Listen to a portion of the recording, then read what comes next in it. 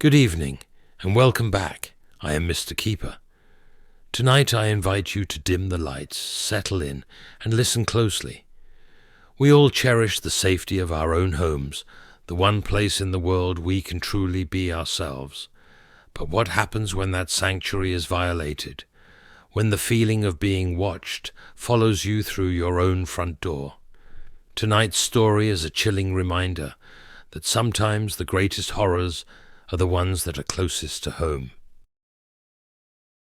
Our story begins with a man named Alex, a quiet man, content with his solitude.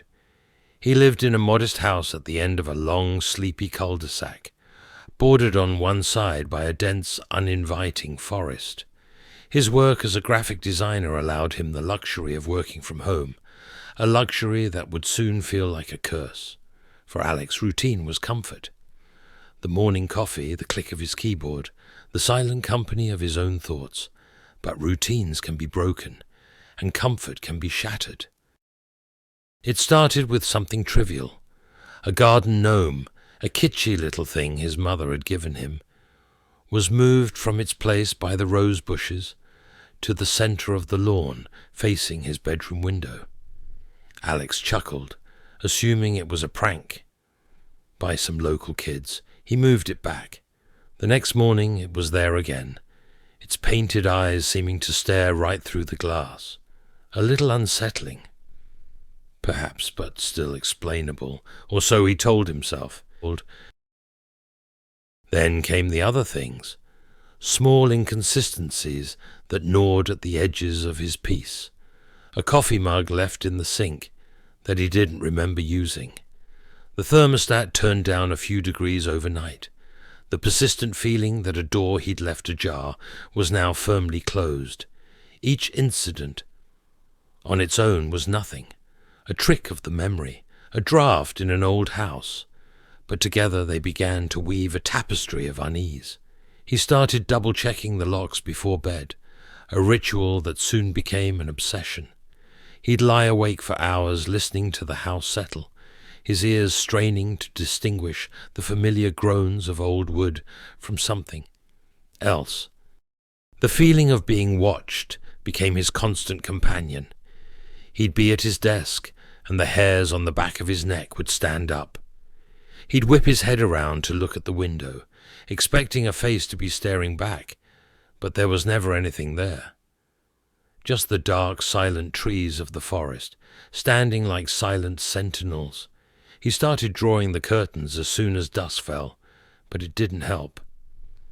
The feeling wasn't coming from outside anymore. It felt like it was inside with him. The paranoia reached a fever pitch one Tuesday afternoon. A small, plain cardboard box was sitting on his doorstep. No postage, no return address.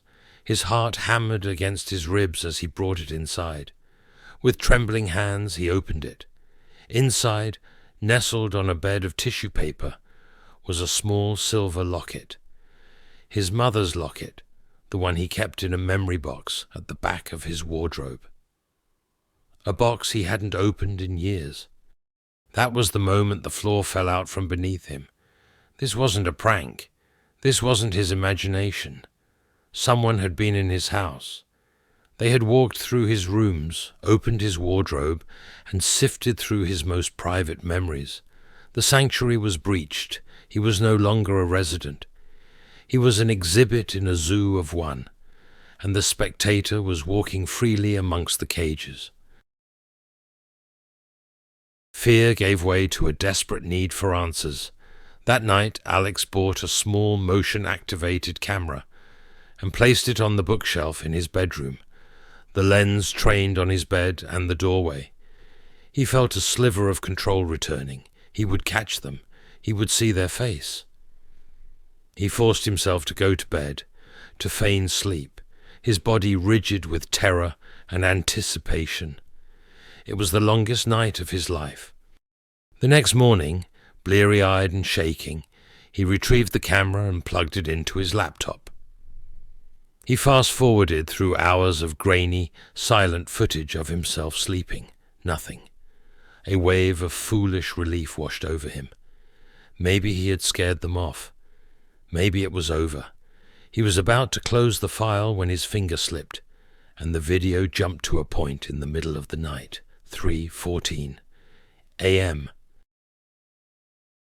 The video showed his bedroom door. It began to creak open, slowly, silently, so slowly it was almost imperceptible. A sliver of darkness widened, and from the darkness of the hallway a figure emerged, gaunt, dressed in clothes that looked disturbingly like his own, but ill-fitting and worn. The figure didn't approach the bed. It simply stood in the doorway, watching him. For an hour it stood there, motionless. Then, just before dawn, it raised a hand and gave a small, slow wave directly at the camera. A smile stretched across its pale face, and then it retreated, pulling the door almost closed, leaving just a crack of darkness behind. Alex's blood ran cold.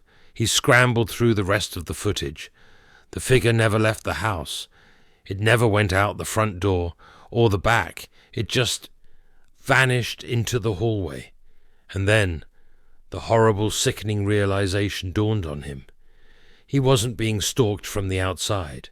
The tapping on the windows, the moved objects, they were diversions.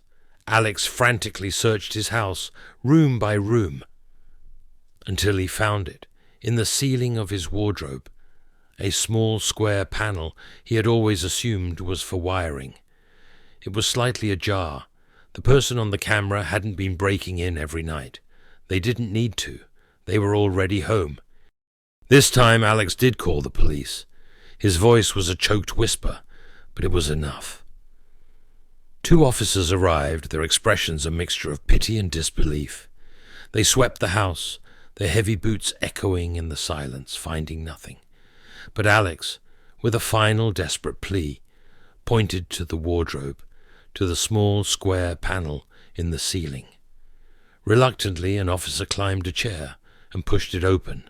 What they found in the dusty darkness was not a ghost, but a man, emaciated, pale, and dressed in a worn, identical set of Alex's own clothes. The man they pulled from the attic had Alex's face, Alex's eyes, and as they led him away, he looked back at the real Alex with a sickening, triumphant smile. Some doors are better left unopened. Some silences are better left undisturbed.